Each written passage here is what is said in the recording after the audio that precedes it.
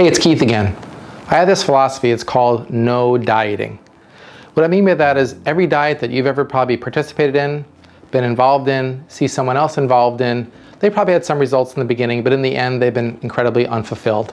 And that's why I think we need to replace dieting with a change in habit.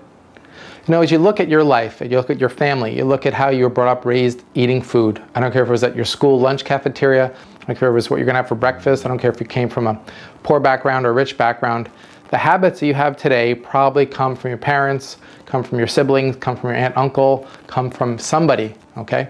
So how do we change those habits? Well, habits really come down to three basic things, right? You have a cue, right? We have I'm hungry, then you have a routine, right? I'm gonna eat something, then we have a reward. Here's the food. So I really believe this at its core to my own health and to the health of others. When I look at people that are eating successfully or eating and looking good and feeling good, is they're changing that routine, that thing that happens in the middle. So for example, if you're hungry, you have a cue.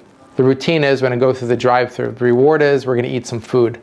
But invariably through that process of that habit, there's this other thing which becomes a belief.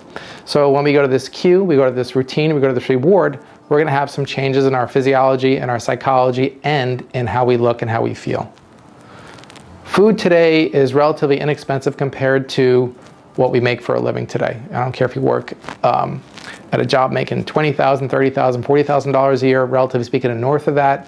Food is relatively inexpensive if we can pick the right foods. And what I mean by that is, at its core is if we're eating foods that are good for us, if we're eating organic, if we go to a farmer's market, if we can find good quality food, our bodies, the signal to our brain is going to tell us, you know, we've been satisfied.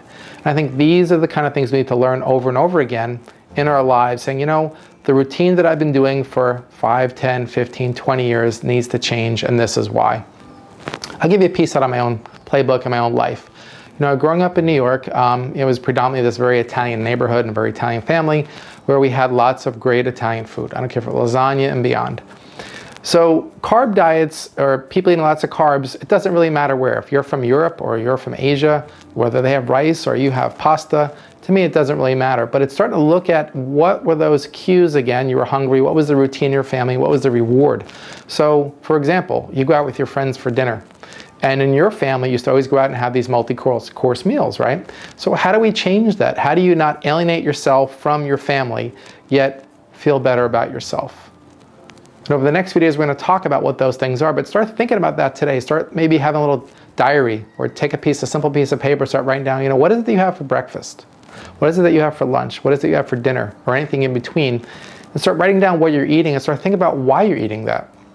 Is this family influence? Is this people that are your friends? Is it coworkers? Have you started a new habit in your family and eating something different? These are the type of things I think, again, over the next 30 days, we're going to show you ways to change your habits, which to me is really what it's all about. It's not about dieting again. And so you can actually make this transition from whether it be you're an emotional eater, whether you're eating out of peer pressure, whether you're eating because your mother, your aunt, your father, your brother makes this incredible meal, but it's just not resonating with you. Where you're looking at them and they don't look healthy and now you're starting to do this again out of guilt or shame, or you don't want to tell them, hey, by the way, you know, I don't want to eat this food anymore. This is to me where life is lived, where we can say to ourselves, you know, I need to make a change. I have this information now that I didn't have before. And to me, this is what's going to get you on the road to health and the road to happiness, the road to fulfillment. And again, like I said in the first video, as we're doing this, there's really nothing more important than how you feel. So for today, just think about this. What in your routine do you do that you know that's unhealthy that you could change? Start writing those things down, start journaling it for the next week or 2 or 3 or a month, and I will promise you, if you take some information over the next 30 days, you're gonna lose weight, and if you can create a new habit, you're gonna keep it off. We'll talk soon, take care.